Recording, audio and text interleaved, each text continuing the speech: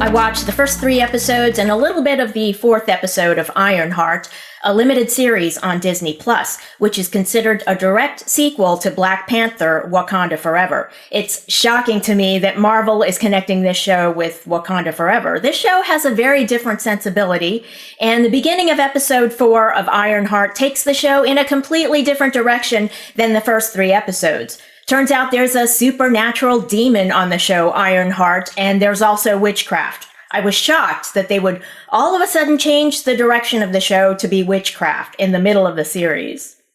Ironheart starts off as a show about a would-be superhero who uses technology. We follow the character of Riri Williams. We met her in Wakanda Forever. She's a genius engineering student at MIT who needs money to build an Iron Man-type exoskeleton, and so she does her fellow students' homework to make money. MIT finds out and kicks her out of school. When she returns home to Chicago, she continues on a dangerous path, joining a gang of criminals led by Parker Robbins, aka the Hood. He wears a hood which is attached to a magic cape. As I mentioned, the end of episode 3 and the beginning of episode 4 take the show in a different direction with witchcraft, spells, reincarnation, etc. Apparently, Parker Robbins is a character from the comics who becomes possessed by a demon. Now, this type of storyline isn't going to have broad audience appeal, and it seems Riri Williams and Parker Robbins don't even cross paths in the comics, so I'm questioning the decision by Marvel to place him in Riri's story. Why drive down the audience numbers by turning the series into a witchcraft creep show? I don't get it. In earlier episodes, Parker Robbins' gang, including Riri, goes on a crime spree, and they all look like teenagers. They talk about redistribution of wealth, which is communism, and the gang members justify their heists by alleging a false moral equivalence between their criminal activity and the actions of big tech corporations, which they target for the heists. But the gang also does violence just for the sake of it. They're always pummeling people. Then a big tech CEO is killed during one of the heists, and Riri is surprised. According to the script, she's about 19 years old. She looks younger, the actress Dominique Thorne. And the series is aimed at a young audience, regrettably. Riri's surprise when the target of a heist is murdered, just because the murder wasn't planned, is not believable. By age 19, she should know what could happen.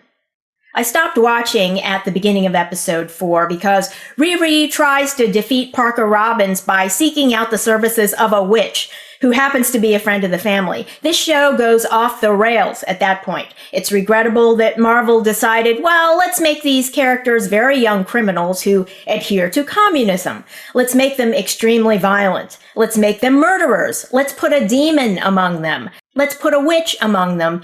And let's make the witch one of the good guys. That's what they said in the writer's room on this show.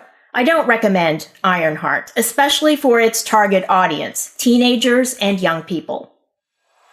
And now for breaking news. The Glastonbury Music Festival in the UK, shown live on BBC, was a punk music band called Bob Vylan. Not Dylan, but Villain. They were screaming on stage, "Death to the IDF." And the U.S. State Department has revoked the visas for Bob Vylan, which they were scheduled to tour the United States. There's no right to a visa. There's no First Amendment violation either, because if Bob Vylan thought that they could come to the U.S. and shout "Death to the IDF," they could be removed on grounds of national security, public safety, foreign policy, any number of grounds, all of which would be valid based on Bob Vylan's horrific performance at Glastonbury. The audience wasn't going to judge them at Glastonbury, obviously, because they had already bought their tickets and were captive viewers. So the audience knew how to preserve public order. I don't think that they were approving of the performance necessarily. The Department of Justice has sued the city of Los Angeles and Mayor Karen Bass and the president of the city council for sanctuary city policies that prevent the president from enforcing the immigration laws. The city council ordinance declaring Los Angeles a sanctuary city was enacted immediately after President Trump was elected in November 2024. The ordinance prohibits Los Angeles city officials from cooperating with federal immigration enforcement. Under binding U.S. Supreme Court precedent, state laws are preempted, that is, displaced if they impede federal laws. State laws also are invalid under the Supremacy Clause if they discriminate against the United States or purport to regulate the federal government.